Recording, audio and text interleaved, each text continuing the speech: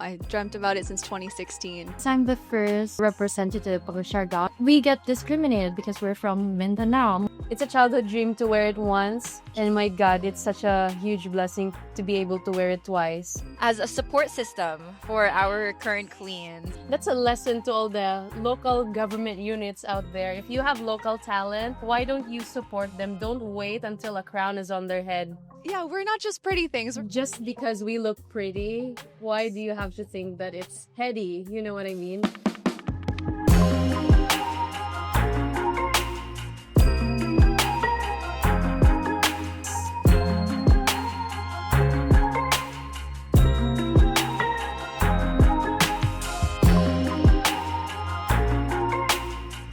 Hello, Philippine Star readers and viewers. We are the 2025 Binibining Pilipinas Queens. Hi, I am Kathleen Enid Escalido, your Binibining Pilipinas 2025 second runner-up. Hello, I'm Dalia Varde Katab, your Binibining Pilipinas 2025 first runner-up. Hello, I am Annabelle May McDonald, your Binibining Pilipinas Globe 2025. Hello everyone, I'm Katrina Ann Castaneda Johnson, your Binibining Pilipinas International 2025.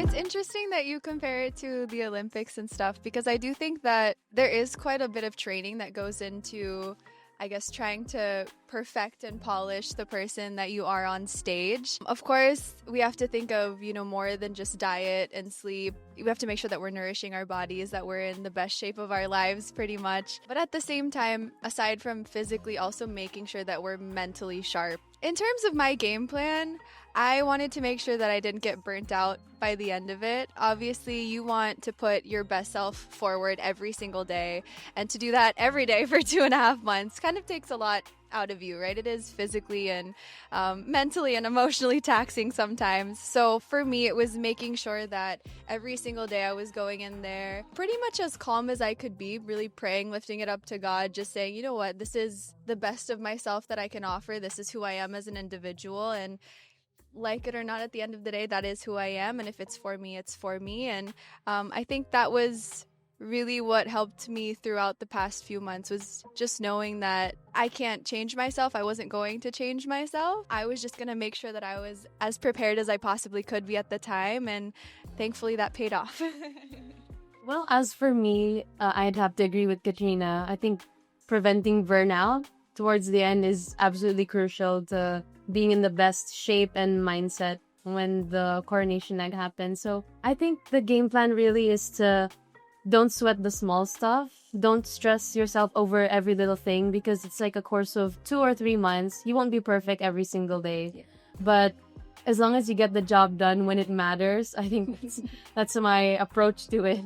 I also think that investing in nutrition, like bulk buying like fresh produce and all that, I think it goes a long way. Rather than ordering out every day, not only does it hurt your wallet, but it hurts your health too. So meal prepping, and yeah, I mean, I really went into my kitchen diva era, preparing for Binibining Pilipinas, since I cook most of my meals in the condo. I also suggest for any aspiring beauty queens out there to kind of work your way backwards, because the most crucial parts are like the evening gowns, both national costumes. So if you already tick those boxes off like 2 months before the coronation night, at least you know what you want and who you're gonna work with in that regard. That's such a huge mental load off your shoulders when things get more and more intense leading up to the coronation. Well, as for me, I think we're basically athletes. Like, we would train almost every day.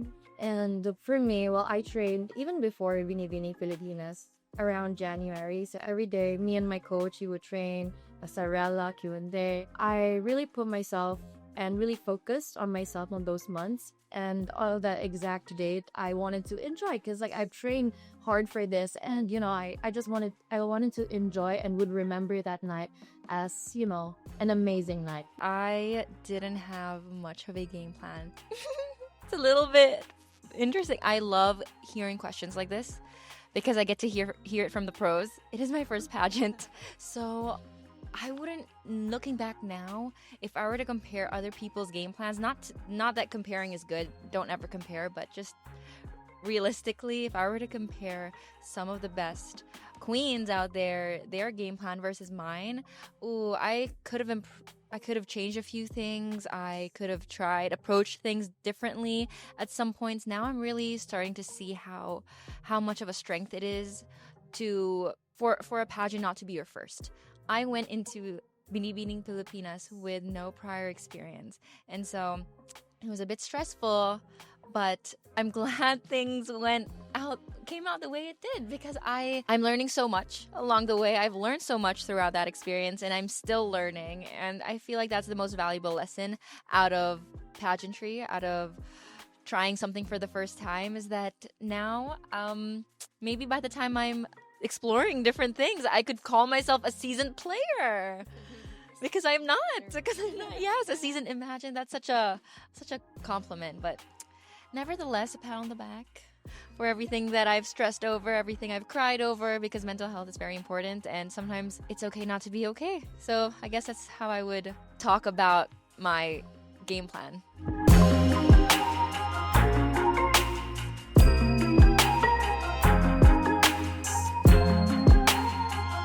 Well, as for me, the honeymoon period of finally has to be matched with the Philippine sash is gonna be on this chest again, and I am definitely starting and planning it out from a place of immense gratitude, because it's a childhood dream to wear it once, and my God, it's such a huge blessing to be able to wear it twice. And I will not take anything for granted, whether it be this honor or whether it be throughout the entire preparation. And at the same time, I learned my lesson during my first international pageant, that you just have to enjoy the moment and be in the moment, because like what Kathleen said, you've trained so much for it, and sometimes when you're mentally there on the precipice of a coronation night, you just have to let go and trust that your mind and your body, shaped by all the training, will carry you towards the night. And I remember during our press presentation during Binibini Pilipinas, I didn't even remember what it looked like during the swimsuit competition. My body was just doing its thing, because I had rehearsed the routine over and over again. I don't remember what I looked like on stage, So then when we go back to the backstage, I was like, did I do okay? What did I even look like? I don't remember it in the moment. So going back to seal the deal with the question, I'm going forwards from a place of immense gratitude, and I will stick to the routine of hard work, trusting the hard work, and at the same time, I'm just gonna enjoy the immense privilege of wearing the Philippine sash once more. For me, of course, I have a little bit more time to plan, but nonetheless, I don't really plan on taking a breather, if I'm being honest with you. Maybe just for like the end of this month to finish out the media tours, but after that, I'm planning on slowly but surely working on my preparation. I have dreamt of this. My mom dreamt of this when she was younger. Personally, it's a personal dream to be a Binibini queen and to compete at Miss International for almost 10 years now. I dreamt about it since 2016. So the fact that I'm going to be able to do that in 2026, literally a decade. Yeah, wow, I just realized that. Literally a decade later, that is so surreal. So, of course, because it is such an honor and it's, something I dreamed of course I want to go at it, full force as best as I can possibly be, but at the same time not be like gigil and really forcing myself to, you know what I mean? Because truthfully speaking, when I joined Binibini the first time, I felt like I was really pushing myself to, be crown worthy. And I think I almost forgot that you don't need to present yourself as someone who is crown worthy. You just are. Right? If it's for you, it's for you. If it's your destiny, it's your destiny. So, of course, I'm expecting to spend this reign, not just wearing the crown, but really trying to use it as best as I can and making sure that I am as well-rounded of a Filipina as I possibly can be and represent the Philippines with 110% of my heart.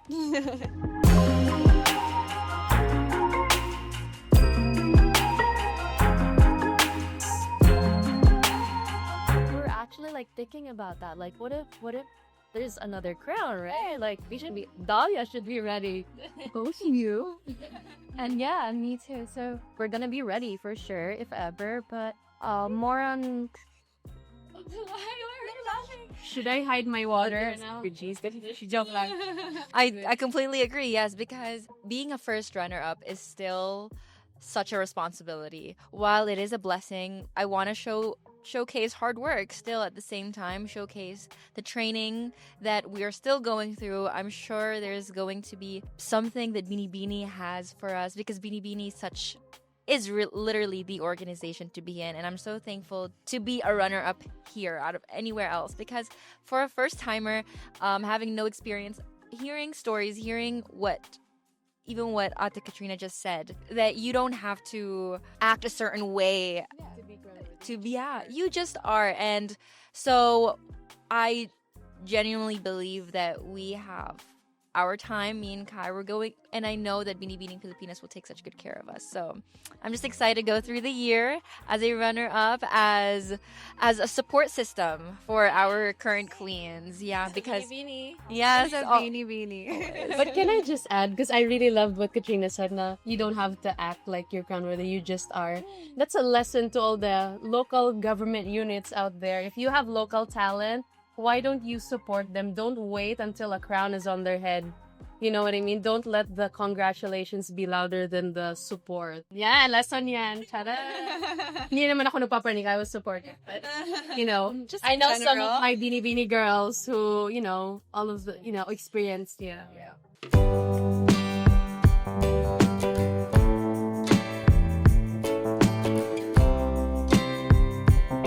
Well, yeah, beauty is such a unique concept, right? It does vary from person to person. Do I believe in winning glow? Yeah, I think so. Because I don't think it's necessarily as in literally you're glowing, but more so, sorry, a little bit of a tongue twister there. Not so much as you're literally glowing, but more so you can see the aura of a person, of a woman who is, I guess her presence is commanding, she's confident, she's someone that is warm and inviting.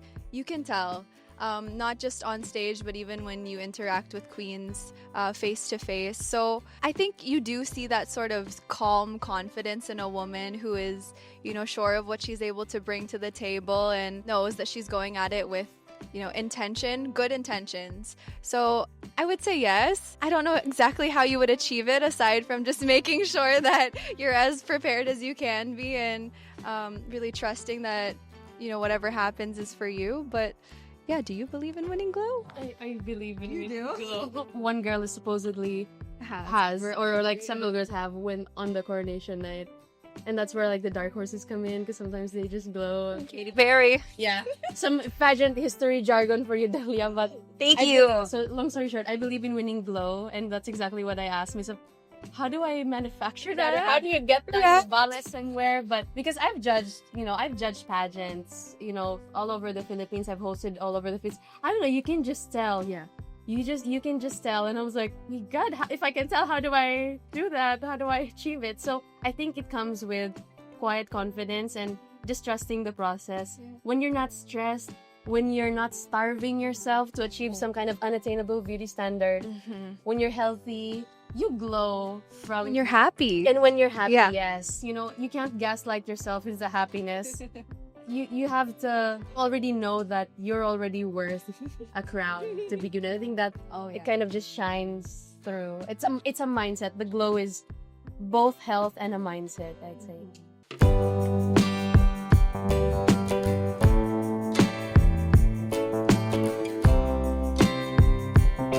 For me, more than magnifying on to women's physicality, beauty, exterior, I personally feel like just an interesting, like a little my take on pageantry. What makes Binibining Pilipinas so beautiful and what makes it what it is really how safe they make the girls feel. Yeah, more than the beauty that the women showcase on stage, it's how do they really feel doing this? Are they really happy doing this? Like, just to continue on to what Ate Annabelle was saying, that what's their mindset? What's the mindset that these women are trying to show? Is it the organization that's protecting them? Whatnot? It's like, it's more showcasing the winning glow from within, and more than just what a woman physically looks like. And it all, I guess, goes back to the business, the team behind the pageants. Obviously, we look at a lot of pasabog shoots nowadays, right? And we'd be lying if we say that the beauty part of beauty pageants isn't something we look at. But for me, I have always loved any sort of portion where women are able to speak. I think that is the most crucial part of a pageant nowadays. It's one of the reasons why I love pageants now, and how they've evolved past just strutting down a runway and looking good in a swimsuit. Talagang we're looking for women of substance. Women who are able to speak their minds about tough topics and really bring attention to topics that need to be highlighted. So if anything, I would love more, not only like closed door interviews, but like actual events where women are able to speak in public. Like even like speech portions, or like a debate, char, a debate ba? Or, oh, I know, right? Something like that, you know, where we're able to actually recognize that we are not just, we're not just pretty things. We're not just, I guess, icons of beauty, but we actually have minds. We're willing to speak. We have opinions, and we actually are trying to be ambassadresses. We're trying to be more than just a pretty photo. So yeah. My question is, just because we look pretty, why do you have to think that it's heady? You know what I mean? Do you know how much discipline it takes to wake up at 4 a.m. in the morning to do my own makeup? This, makeup is an art. Hairstyling, it's an art form. And so too is fashion styling. Mm-hmm. There's so much thought, discipline, and it's a skill, that we work hard towards building. So why dismiss it when in fact, beauty products, makeup, it's $1 billion industry, right? So that's, and it's expensive. So of course, I think that's already proof that beauty pageants will always be relevant, because as long as women want to celebrate who they are, as long as they want to celebrate their femininity, have fun, put on a little makeup, put some mascara on, beauty pageants will always be relevant, because it's a safe space where we as women can be women. Yeah. And criticism around, oh, it's objectifying you. No, it's the complete opposite, because we're taking back our agency, we're taking up space, and we're, Katrina designed her own gown, and, we'd all had our own inputs on how we wanted to look like. So it's the complete opposite of objectification. It's reclaiming our agency for ourselves. And we're just very blessed and happy that we have a creative industry, all of our mentors to back it up and, celebrate with us. Going off of what you said, I think when people talk about beauty pageants being objectifying, I think that says more about the person who's asking that rather than Anno, because if we felt that way, I don't think we would be joining pageants. I don't think we would willingly put ourselves in a situation where we're being objectified and ogled by people willingly, right? That's not the reason why we're here.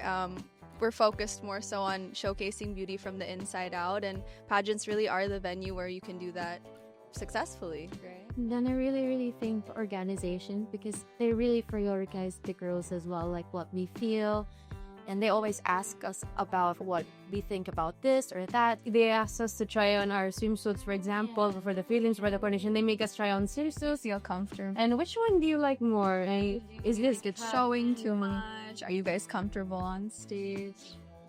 Yes, I think that's the great part. I've been with the org twice now, right? And they really do care about what we have to say and your comfort.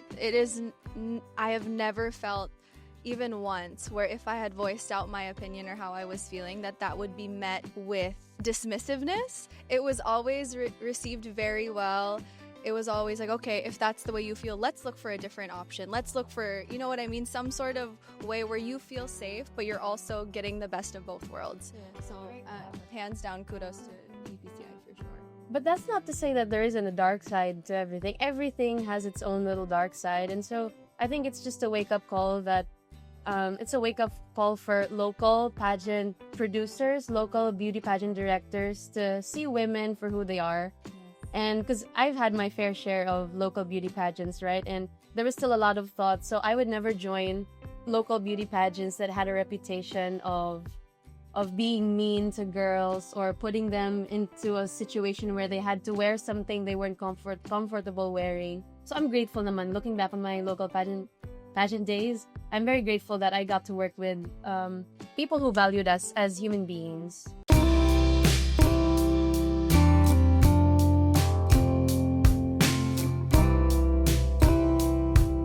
Just before somebody, wants to forcefully pick me up from my condo, they don't give it in one go. It's the same everywhere. So the beauty title, the beauty pageant title, it's a job, and so like a job, it's a monthly thing, or like a quarterly thing, depending on the organization. Our taxes. And yes, so we pay our taxes. Yeah.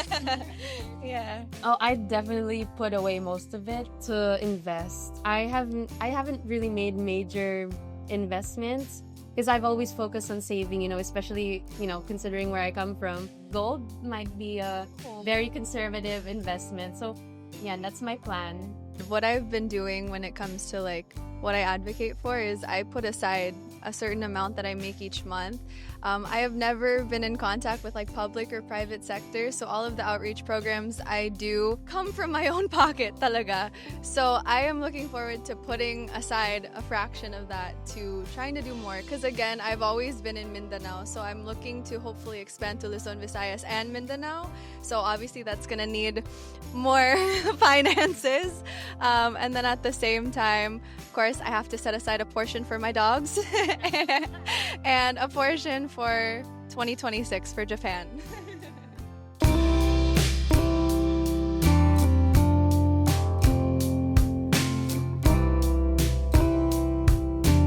It's so special because I believe, correct me if I'm wrong, it's the first time like in a single edition of both International and Globe are from Mindanao, let alone to have 3 out of 4 Dahlias are adopted Anno from Visaya. Yeah. By the end of this range. Langga. She's our Langga. Langga. Let alone for someone from Davao region. So that in and of itself is so special, right? To be, I guess, somewhat rewriting history in the sense that just because you aren't from Luzon or Visayas, us queens from Mindanao, we are worthy of representing the Philippines on an international stage. And I think it does open the door for more women, not only Dabaweñas, people from Mindanao, na you can chase after your dreams. It's not just, we're from, the southern part, we're not worthy of going after it. We have a lot to offer. There are so many creatives who are so talented, women who are so incredible from all over the Philippines. So I'm really hoping that, this encourages more women to go after their dreams and showcase what they've got. If you have big dreams and you love your hometown to bits, you can do both. You can have both. You can love your hometown so much, and you can carry it with you when you pursue your dreams outside of the province. And being raised in more humble backgrounds is a huge win, because it makes you more grateful for the opportunities that come by you in Metro Manila and in Luzon or anywhere in the Philippines in general. And I'd say that we sometimes, at least as a student and as somebody who worked for the local government unit of Iligan before, whether it be a class project or something or a meeting in the city hall, there would always be some people saying, but why would we have to do this or achieve that? Taga diri ramangguta, meaning we're just from here, so why achieve that? No, like if you want, if you see something that's considered the best, then learn from other provinces, learn from other places abroad, and then bring the very best back to your hometown. Isn't that what the Ilustrados did in history when they learned, democratic ideals from, France or whatever? So learn to be rooted in where you come from.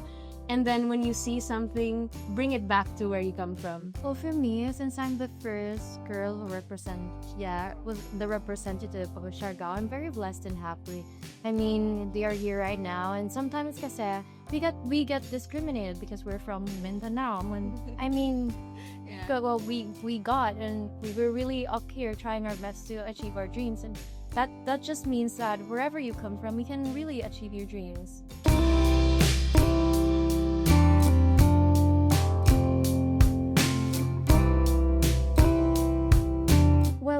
City is home to 3 tribes. Christians, we have the Higaonons, and we have the Maranao Muslim community. And I think my hometowns and Mindanao in general is proof that just because you have a different religion or you belong to a different ethnicity, it means that we get to enjoy more of each other's cultures rather than allowing our differences to divide us. I think that's one of the best lessons that my hometown can teach the Philippines and the globe. And in a time where there's so much international conflicts, and in a time where there are wars being waged, there may be genocides happening just because certain people were born in certain regions or have a different religion from the predominant population. I think that this is one lesson that is being lived by Iliganons everywhere, and I hope that's something I can put forward on the globe stage. Well, yeah, I have experienced firsthand multiple times the preconceived notions that people have when it comes to people from Mindanao. Parang it's met with shock. I won't get into that, but basically, if there's something that I want to bring forward on the international stage is I fully agree with Annabelle, because again in Davao we have 11-12 tribes, so to see how harmoniously that works together, why not showcase that? You know, again, the Philippines, we're iconic, right? We always say that we're a melting pot of cultures, and we have such a diverse background that is so beautiful, and why not showcase that on the international stage? I think that's truthfully one of the best ways that we can advocate for our culture and make sure that we do leave behind that legacy of our culture, is to make sure that it is shown across the world and not just kind of kept to ourselves and be afraid of that. I really do I even tried during my candidacy to really incorporate things that were uniquely Mindanao or things that are iconic to Filipino culture. I love our traditional terno. I love the butterfly sleeves, so I don't want to give too much away, but of course I am planning on incorporating things like that. Again, not only like physically, but also making sure that I am someone of substance and our values, the things that are so innate to who we are as Filipinos, not only people from Mindanao, but as Filipinos. That's something that I want to bring to the international stage.